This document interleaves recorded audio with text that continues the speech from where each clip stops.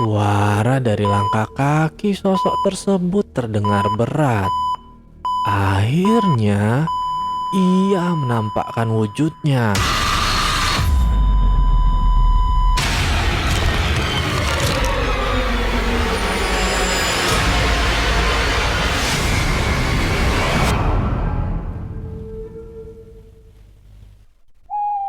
Halo para pecinta kisah horor di luar sana.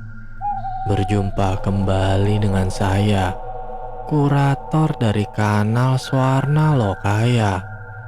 Kali ini, kita akan membacakan kisah dari akun Twitter Katakuri yang berjudul Jelangkrong.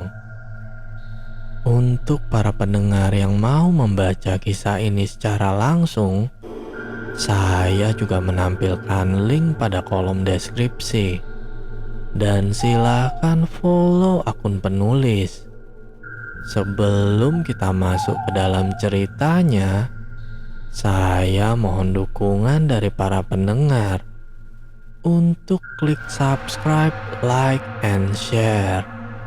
Dan jangan lupa aktifkan lonceng notifikasinya agar para pendengar tidak ketinggalan kisah-kisah terbaru dari Swarna Lokaya. Untuk para pendengar yang sudah memberikan dukungan, saya ucapkan banyak terima kasih. Dan semoga Tuhan juga melancarkan setiap usaha dari para pendengar. Mari kita mulai tenggelam dalam kisah ini. Kisah dimulai. Cerita ini saya alami sendiri sekitar beberapa tahun yang lalu, dan ditambah dengan cerita dari orang-orang lain yang juga pernah ditampakkan sosok makhluk ini. Tapi sebelum mulai, saya bahas dulu tentang hantu ini. Jelangkrong, hantu tinggi namun bertubuh kurus kering, seperti tulang yang berselimut kulit tipis berwarna putih pucat. Giginya penuh taring, matanya bulat besar melotot, memiliki hidung mendongak ke atas seperti babi. Wajahnya memanjang dan mulutnya selalu menganga. Kakinya bersisik seperti ikan dan berwarna pucat gelap. Rambut panjang sampai menyentuh tanah. Jemarinya kurus dan panjang, menjuntai sampai tanah. Kuku tangannya hitam kemerahan. Berjalan atau berdirinya dengan cara mengangkang. Jelangkrong sendiri adalah perwujudan jin yang sengaja menjelma menjadi bentuk dan rupa yang menyeramkan untuk menakut-nakuti manusia. Mirip seperti monster sebenarnya. Biasanya, jelangkrong muncul di pekarangan yang lebat, rumpun bambu, dan kebun kelapa. Ketika ia muncul, maka tubuhnya akan berkamuflase dengan tingginya pohon di sekitar, sehingga tidak jarang kita tak terlalu menyadari kehadiran dirinya. Banyak spekulasi mengenai asal-usul penamaan hantu jelangkrong ini. Namun, asumsi paling kuat adalah berasal dari kata resapan, carang dan karang. Carang sendiri artinya ranting, sementara karang adalah pekarangan, yang bila mana jika disatukan menjadi kalimat carang-karang. Namun, karena kebiasaan orang sini yang selip lidah, jika mengucapkan suatu kata, maka jadilah nama jelangkrong. Carang sendiri berarti ranting yang dimana bentuknya kering, dan memanjang mirip seperti rupa sosok jelangkrong. Sementara karang atau pekarangan adalah tempat di mana makhluk ini biasa muncul saat menakuti manusia. Kehadiran makhluk ini ditandai dengan suara kicauan dari burung kedasi dan adanya hawa panas di sekitar tempat di mana makhluk ini muncul. Jelangkrong ini sendiri mirip seperti hantu lokal yang ada di Aceh dan daerah Sumatera. Kalau di Aceh, makhluk ini disebut gentet yang memiliki rupa yang sama dengan jelangkrong. Mirip bahasa Sunda. Sementara di daerah Sumatera, hantu ini dikenal dengan nama Begu Ganjang. Kalau di daerah sini dan Aceh, makhluk ini biasa menakuti manusia karena iseng. Maka lain halnya dengan fungsi Begu Ganjang yang ada di daerah Sumatera. Menurut kesaksian banyak sumber, Begu Ganjang biasanya diperuntukkan untuk menjaga kebun, rumah, dan harta benda. Makhluk ini seperti sengaja dipelihara oleh pemiliknya untuk melindungi hal yang berharga kepunyaan pemiliknya. Sedangkan di daerah Aceh, jelangkrong atau gentet ini memiliki perawakan tinggi dengan kakinya yang kurus kering dan rambutnya yang keriting, hampir sama tingginya dengan pohon kelapa. Gentet sendiri dalam bahasa Aceh berarti panjang atau panjang atau tinggi, dapat berlari secepat angin. Menurut kabar yang beredar, gentet ini sering dijumpai sedang membawa periuk berisi nasi, dan barang siapa yang berani mengambil nasi tersebut, maka nasi yang ada di dalamnya tidak akan pernah habis. Tapi ya sinting juga. Baru melihatnya saja badan udah gemetar ketakutan hebat. Apalagi sambil berani mengambil nasi di dalam periuk yang ia bawa. Di Aceh, sosok gentet ini konon sering menculik anak-anak. Anak yang diculik biasanya yang masih nekat bermain di kala waktu senja atau maghrib menjelang. Anak yang diculik sosok gentet ini akan merasa berhalusinasi, merasa di tempat yang sangat nyaman untuknya. Tak lama, jari-jari kurus dan panjang milik gentet akan meraba-raba rambut sang anak yang ia culik. Menurut cerita, selain menculik, gentet ini juga sering memakan anak-anak yang ia culik secara hidup-hidup. Dan juga makhluk ini sering meninggalkan anak-anak yang ia culik begitu saja, hingga anak yang diculik ini menjadi linglung, hilang kesadaran, dan akhirnya jatuh sakit selama beberapa hari. Oke, setelah penjelasan yang panjang lebar dan membosankan, saya langsung saja mulai ceritanya. 3 hari menjelang acara perayaan desa, saya tergabung di panitia muda dalam rangka acara syukuran desa. Semua panitia yang terlibat adalah puluhan orang lebih, dan diklasifikasi menurut umur dan kegunaan juga tentunya. Acara syukuran desa yang rutin diadakan setiap setahun sekali dalam rangka acara Mapak Dewi Sri. Acara syukuran atas hasil panen yang didapatkan petani desa. Menjelang beberapa sebelum acara inti, kami sangat disibukkan oleh berbagai urusan teknis maupun non-teknis di lapangan. Semua persiapan telah matang. Tinggal hanya sedikit hiasan-hiasan kecil sebagai dekorasi untuk menyemarakan suasana. Sial. Rupanya batang bambu yang sedari sore kami cari dan kumpulkan rupanya belum cukup. Masih harus perlu beberapa batang pohon bambu lagi. Mau tidak mau, saya, Acong, dan Oni harus mencari lagi. Yap, malam ini. Mencari bambu di tengah pekarangan pada malam hari. Itulah yang harus kami lakukan sekarang. Hanya kami bertiga. Memang sangat kurang orang dalam hal ini. Namun apa mau dikata, para panitia lain tengah sibuk dengan urusannya masing-masing. Gimana, pada berani nggak? Tanyaku pada Acong dan Oni. Ya saya mah ayo aja, tapi nggak tahu Oni nih penakut. Ledek Acong kepada Oni. Sembarangan, ayo.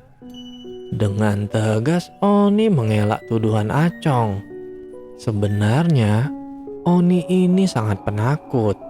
Tapi entah karena apa, jawabannya pada malam ini begitu mantap. Mungkin dia tidak mau memalukan dirinya sendiri. Berlagak sok berani rupanya. Tanpa membuang waktu, kami pun segera mengambil alat untuk nantinya digunakan sebagai pemotong bambu yang kami cari, dan bergegas karena malam yang sudah mulai larut. Setelah meminta izin kepada sang empunya pekarangan, kami pun segera menuju rumpun bambu yang dituju. Cukup jauh jaraknya memang dari tempat acara dan pemukiman warga desa. Bahkan berada di luar desa, bersebelahan dengan area pemakaman umum warga desa di sini. Rasa khawatir dan ragu tentu menggelayut di dalam benak dan hati kami. Kalau bukan karena acara ini mah, males banget. Tapi apa mau dikata, beras sudah menjadi nasi. Kami sudah berada di tengah perjalanan. Jalan setapak yang gelap, sepi, dan tentu saja menyeramkan. Aduh merinding Ri, gumam Oni. Tanpa diucapkan sekalipun saya merasakan hal yang sama. Entah kenapa begitu terasa mengganggu. Setiap langkah yang saya pijakkan, tepat di sebelah utara pekarangan bambu tersebut, terdapat bekas perkebunan kelapa yang menyimpan kisah mistis yang begitu menyeramkan. Setelah berjalan cukup lama, kami pun sampai di pekarangan yang dituju. Angin malam langsung menyambut kedatangan kami, membelai dahan bambu yang congkak menjulang ke atas. Gesekan dari setiap daun yang tertiup angin menambah ngeri malam ini. Gimana, lanjut gak? Tanya Oni kepada kami. Tuh kan takut, sindir Acong. Mulutnya, ucap Oni kesal. Lah ya tanggung, udah sampai sini masa harus balik lagi?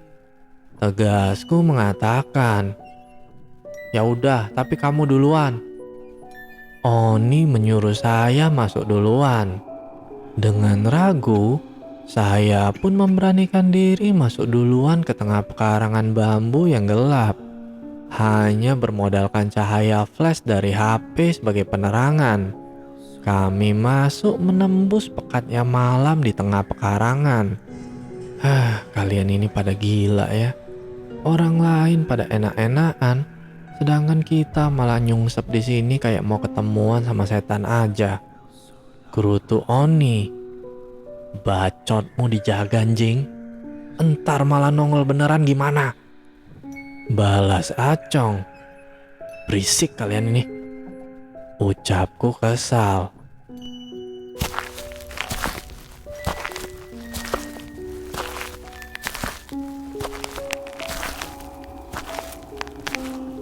Langkah kaki menginjak ranting yang telah mengering. Dengan perlahan, kami mulai masuk ke dalam pekarangan. Mataku begitu awas, menatap setiap jengkal di sini.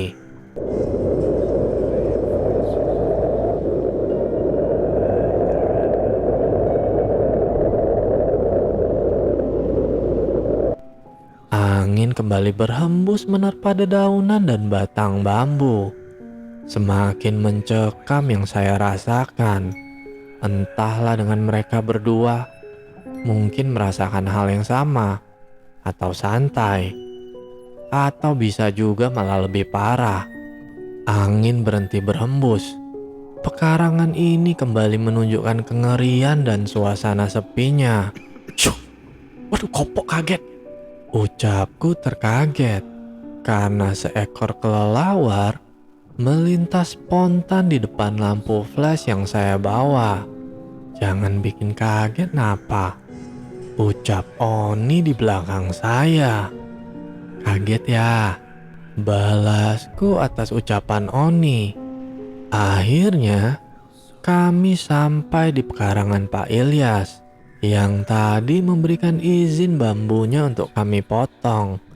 Dengan sedikit memilah dan memilih bambu mana yang layak kami potong, tanpa membuang waktu lama, kami pun segera potong pohon bambu yang dipilih.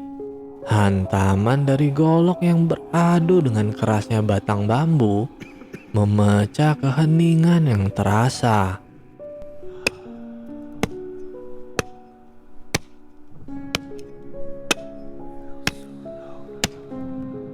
Suara yang terdengar. Lah, kamu diam aja, Su. Ucapku kepada Oni. Kan saya mah mandor. Jawab tengil Oni. Bocah kurang ajar. Balas Acong kesal. Entar kita rubuhin aja pohon bambunya ke Oni. Ajak Acong kepadaku. Beres kan? Jawabku singkat. Berencana membuat siasat jahat. Namun belum sempat sebatang bambu tumbang, sayup-sayup terdengar suara kicauan dari burung kedasi.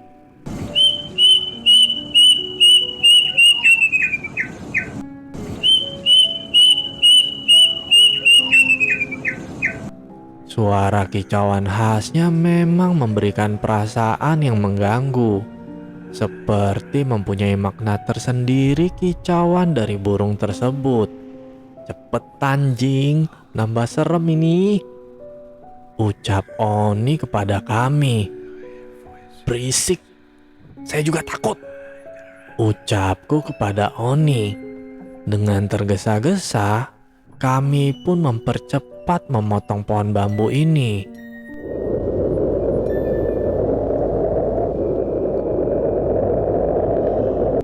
Angin kembali berhembus. Tapi aneh, kenapa hawanya begitu panas? Membuat gerah sekujur badan.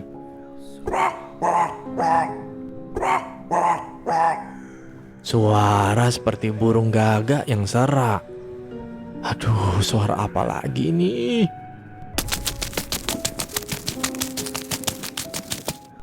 Suara dedaun bambu yang seperti dibelai tangan. Astagfirullahaladzim. Itu tangan atau apa? Tanya Acong sambil mengarahkan lampu flashnya ke atas pohon bambu. Kepada saya dan Oni.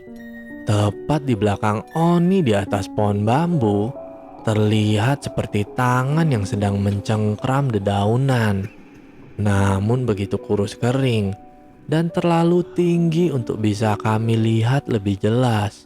Kalian tuh jangan nakut-nakutin, ucap Oni dengan suara seperti menahan tangis. Oni pun memalingkan pandangnya ke belakang, di atas pohon yang Acong tunjuk.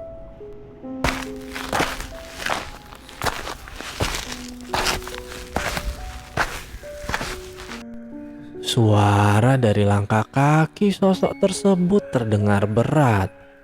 Akhirnya, ia menampakkan wujudnya, sangat kurus namun tinggi, hampir sama tingginya dengan pohon bambu di sekitar. Tangannya begitu panjang dengan mulutnya yang bertaring dan penuh darah. Matanya bulat melotot keluar, seperti yang saya tuliskan di atas. Tinggi badannya luar biasa. Bahkan tinggi badan dari Oni pun tak sampai lutut kakinya. Begitu kurus seperti kurang gizi. Mungkin Dia saudara hantu tinggi besar, namun dalam versi kekurangan gizi. Mungkin juga hantu jelangkrong ini anak tiri. Oni tepat berada di bawah kaki sang hantu jelangkrong ini. Kami semua berteriak histeris, kalap, dengan segera berlari tak tentu arah. Alih-alih kami menuju rumah warga desa karena ketakutan, kami malah semakin masuk jauh ke dalam pekarangan bambu ini. Tak ada yang kami pedulikan selain keselamatan kami sendiri. Secepat mungkin berlari menjauh dari sosok menyeramkan tadi. Dan bambu yang ada di depan saya terabas karena panik. Saya sampai jatuh terjungkal dan segera berlari lagi karena takut. Bodoh amat, saya berucap di dalam hati ketika sendal saya terlepas. Bodoh amat juga sama Oni dan Acong yang entah kemana mereka larinya. Entah selamat atau tidak, saya tidak peduli. Di saat seperti ini, saya memilih menjadi egois dari biasanya demi keselamatan diri saya sendiri. Semoga kalian tidak menirunya. Sekarang, tempat yang harus saya tuju adalah keramaian, atau paling tidak bertemu dengan warga lainnya. Tentu, tempat di mana berkumpulnya para panitia yang saya tuju sekarang ini. Sesampainya di tempat yang direncanakan, para panitia lainnya terlihat tengah asik bersantai, mengobrol sambil ngopi, dan menghisap rokok di tangannya. Bajingan mereka semua. Saya tentu kesal dibuatnya. Mereka malah asik-asikan, sementara saya dan lainnya baru saja ditampakkan wujud yang menyeramkan. Namun, melihat kedatangan saya yang berlari dan dalam keadaan yang kalut dan kacau, mereka menghampiri saya, bertanya penuh cemas tentang apa yang terjadi. Saya masih tidak bisa menjawab. Nafas saya seperti tercekat, tersengal-sengal dengan irama degup jantung yang kencang. Wajah yang panik dan ketakutan masih terlihat jelas. Tubuh yang basah karena keringat dan hawa yang panas dari tubuh saya membuat para panitia yang lainnya ini seperti paham dengan apa yang baru saya alami.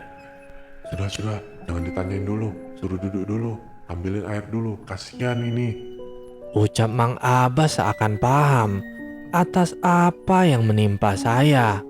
Belum sempat saya meminum air dari dalam botol, tiba-tiba kedatangan Oni dan Acong mengagetkan saya dan para panitia lainnya. Tuh, ada nongol anaknya. Pada kenapa kalian ini? Tanya seorang warga. Acong dan Oni langsung jatuh terduduk. Mungkin lelah dan lemas yang mereka rasakan. Mereka pun dalam keadaan yang sama seperti saya sampai di tempat ini. Ngos-ngosan berkeringat dan kacau. Oni langsung merebahkan tubuhnya di atas rumput liar di depan balai desa. Syukurlah mereka baik-baik saja. Acong menolehkan pandangnya ke arah tepat di mana saya duduk. Seperti kesal nampaknya. Tapi ya masa bodoh. Kini kami menjadi pusat perhatian para panitia. Dengan sukarela, mereka membawakan apapun yang dirasa berguna untuk kami. Mang Abbas pun sampai memijat-mijat bahu saya. Beliau hanya ingin sekedar membantu dengan apa yang ia bisa. Tak apa, saya sangat berterima kasih. Mang Abbas pun menyuruh para panitia lainnya agar tidak dulu menanyakan perihal apa yang telah terjadi pada kami.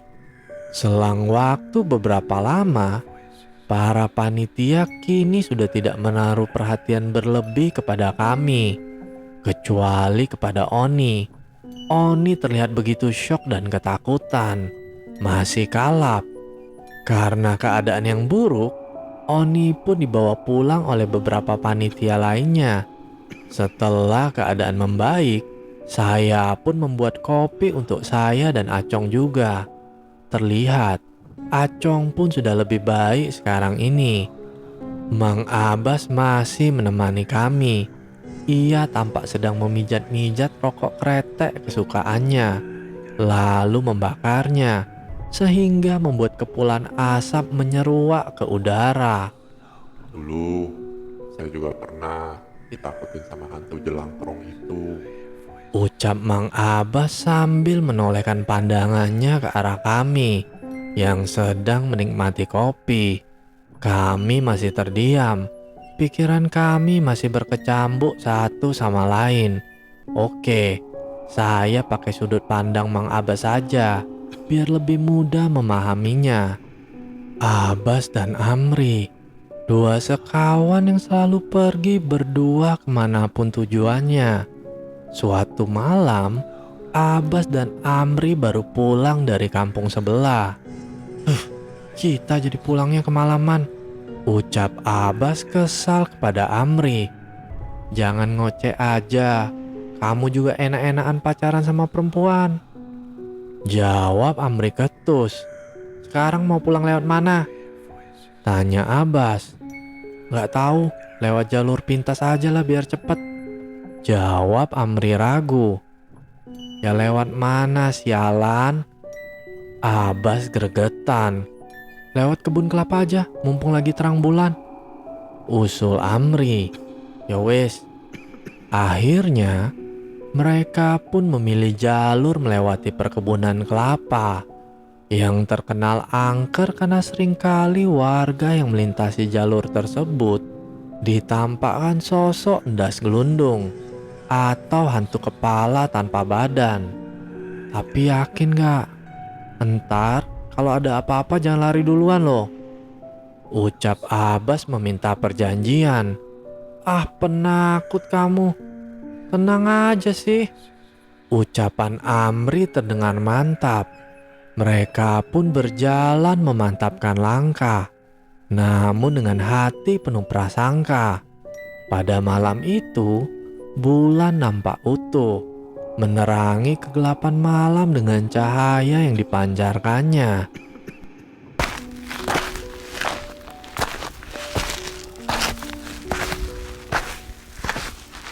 Langkah kaki menginjak rerumputan kering.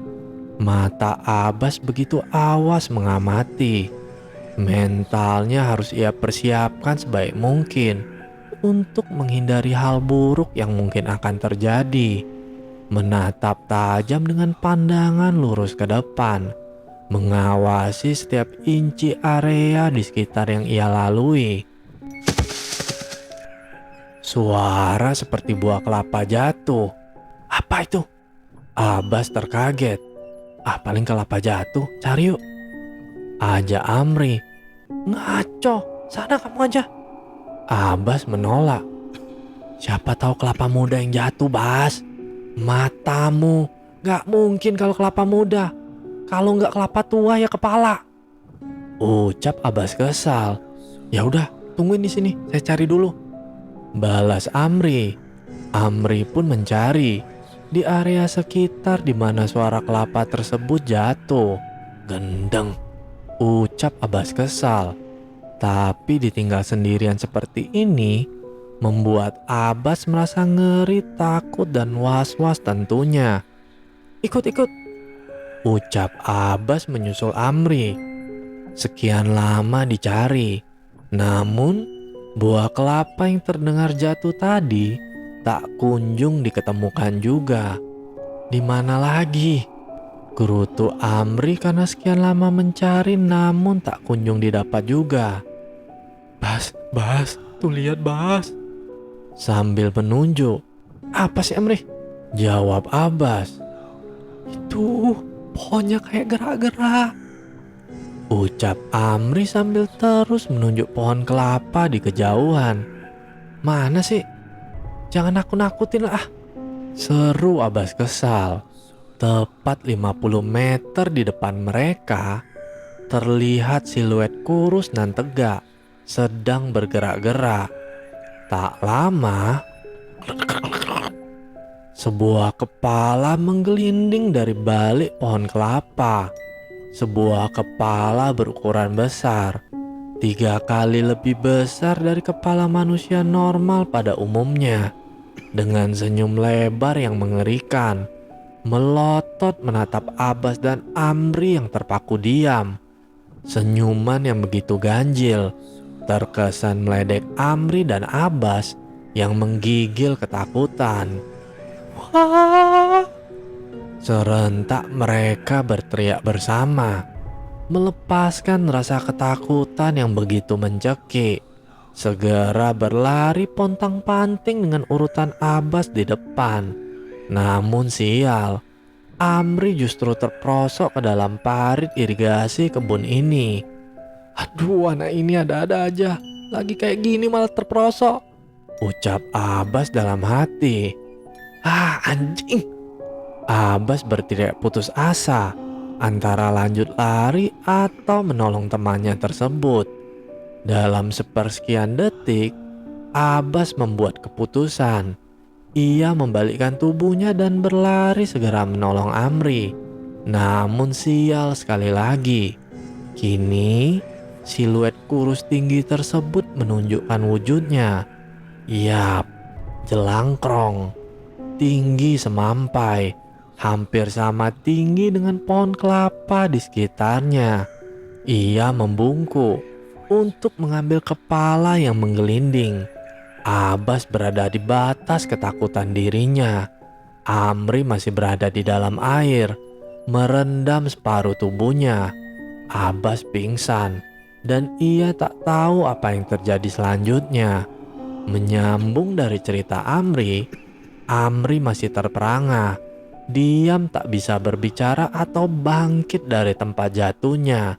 Terlihat di ekor matanya, Abbas pingsan. Entah pingsan atau mati pikirnya malam itu. Sosok jelangkrong kini berada di hadapannya. Abbas sampai mendongak ke atas untuk melihat full bentuk dan wujud dari makhluk ini. Begitu tinggi sampai kepalanya tak terlihat, tertutup bayangan hitamnya malam. Jelangkrong tersebut membungkuk untuk melihat Amri yang masih terendam air parit perkebunan. Sosok tersebut tersenyum meledek, mengarahkan tangan panjangnya untuk mencimit tubuh Amri dari dalam parit. Amri tercekat, tergagap ketakutan setengah mati. Entahlah, ia pasrah atas apa yang akan terjadi selanjutnya. Namun, akhirnya sosok jelangkrung tersebut menjatuhkan dirinya tepat di samping Abbas yang telah pingsan terlebih dahulu. Dan Amri pun menyusul kawannya tersebut. Ia tak sadarkan diri. Amri dan Abbas terbangun ketika mereka dibangunkan oleh sang pemilik kebun ini keesokan harinya. Terlihat tubuh mereka yang penuh dengan lumpur. Entah apa yang terjadi dengan mereka berdua setelah pingsan. Tak ada yang tahu. Kalau kalian ingin tahu, mungkin kalian bisa menanyakan langsung kepada jelangkrongnya nanti. Akibat kejadian tersebut, Amri menderita luka lebam di lehernya dan ada noda hitam di tangannya. Noda hitam yang memanjang dan membekas sampai sekarang. Dan kalian tahu di mana kebun kelapa tersebut? Yap, tepat di sebelah utara pekarangan bambu yang saya datangi bersama Acong dan Ani. Kurang ajar tuh setan. Saya dari kecil mainnya di situ, masih aja ditakut-takutin. Ucap Mang Abbas kesal dan mengakhiri ceritanya tersebut. Tapi entah kenapa, sosok jelangkrong ini jarang memunculkan wujudnya sebenarnya. Tidak seperti hantu-hantu lain pada umumnya, yang selalu eksis dimanapun mereka berada. Apa sengaja dipelihara? Rasanya tak mungkin, karena di sini bukanlah tempatnya. Bukan jelangkrong yang biasa dipelihara orang-orang di sini, tapi sosok gulang-gulang yang hampir mirip seperti genderuwo atau buto ijo, seperti yang ada di thread saya, menantang nyali. Entahlah, tapi yang pasti Saya tidak mau lagi bertemu dengan sosok tersebut. Hei, bagaimana dengan kabar Oni setelah ia dibawa pulang? Saya ada ceritanya. Kasihanlah, Oni jangan dilupakan. Oni pulang diantarkan salah satu panitia di acara ini menggunakan sepeda motor keluaran tahun lama. Sekitar beberapa menit, akhirnya mereka sampai di rumah Oni, mengetuk pintu rumah sambil mengucap salam. Ayah Oni membuka pintu dan ia tampak kaget karena melihat keadaan anaknya yang lemas dan mimik wajah yang pucat pasi. Ayahnya meminta untuk membopong tubuh Oni masuk ke dalam kamarnya. Ibunya yang baru keluar dari kamar mandi juga tampak kaget, panik dan gerasa-gerusu. Maklum, wanita emang gitu. Oni dibaringkan di kamarnya. Ibunya pun masuk membawa air minum untuk diminumkan kepada anaknya tersebut. Karena tugas yang telah usai, panitia ini pun pamit karena masih ada tugas dan pekerjaan yang harus ia lakukan. Ayahnya Oni mengantar sampai depan rumah. Masuk tengah malam, keadaan Oni sedikit membaik.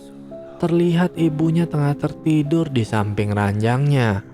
Pandangnya masih samar-samar ketika melihat di sekitar tempat tidurnya. Belum sempat ia bangun, tiba-tiba di ekor mata sebelah kirinya terlihat sosok kurus nan tinggi, tengah membungkuk di pojokan kamarnya, tepat berada di samping jendela. Apakah itu hanya halusinasi? Tampaknya tidak, karena terlihat begitu nyata. Badan Oni menggigil hebat. Keringat mulai bercucuran dari sekujur tubuhnya. Suhu badannya meningkat. Tercekat ketakutan. Sosok tersebut kini berjalan pelan mendekatinya. Kepalanya bergedek ke kanan dan ke kiri. Oni tergagap, sementara matanya terus terbelalak tak dapat dia pejamkan. Otak dan tubuhnya seakan tak mau sinkron. Oni pingsan, dan keesokan harinya ia demam tinggi dan sakit sampai seminggu lamanya. Karena dirasa sakitnya yang tak wajar, akhirnya orang tuanya pun mengundang dukun hebat di desa ini untuk mencoba melihat keganjilan yang mereka rasakan. Setelah dilakukan pembersihan tubuh Oni dan rumahnya, barulah semua lebih baik. 2 hari setelahnya, keadaan Oni pun terlihat lebih baik. Namun, karena kejadian tersebut, membuat Oni menjadi fobia untuk keluar rumah. Apalagi sampai harus pergi ke pekarangan. Ia kapok, tapi sejatinya kita lebih hebat. Walaupun memang derajat kita lebih tinggi daripada bangsa jin dan sejenisnya, tapi karena rupa mereka yang menyeramkan, membuat kita menjadi takut dan terguncang jiwanya. Saya juga demikian, ngeri-ngeri sedap kalau bertemu dengan mereka. Tapi karena rupa mereka yang menyeramkan itulah yang seharusnya membuat kita merasa berani, karena kita jauh lebih sempurna dari mereka. Jadi, anggap saja mereka cuma iri dan jahil kepada kita. Harusnya kita marah, bukannya takut. Selesai.